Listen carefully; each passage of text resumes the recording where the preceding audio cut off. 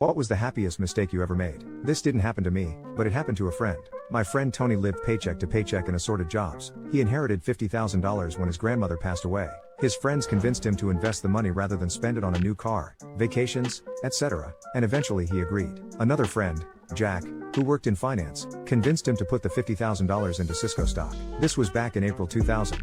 Just before the tech bubble burst, and Cisco was at its all-time high, around $75 a share. Then the bubble burst, and the stock crashed. 2.5 years later, we were all at a wedding of a mutual friend, and the friend who recommended Cisco was very embarrassed and apologized profusely for his recommendation.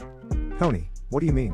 Why are you sorry you made that recommendation? Jack, because the stock tanked right after you invested, and it's continued to go down and down. Your $50,000 investment is now probably worth $6,000 or $7,000.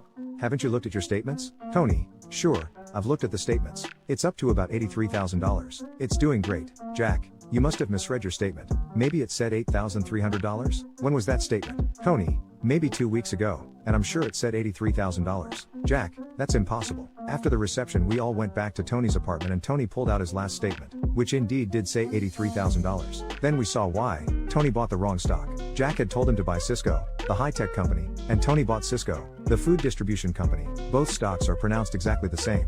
While Cisco crashed, Cisco did great.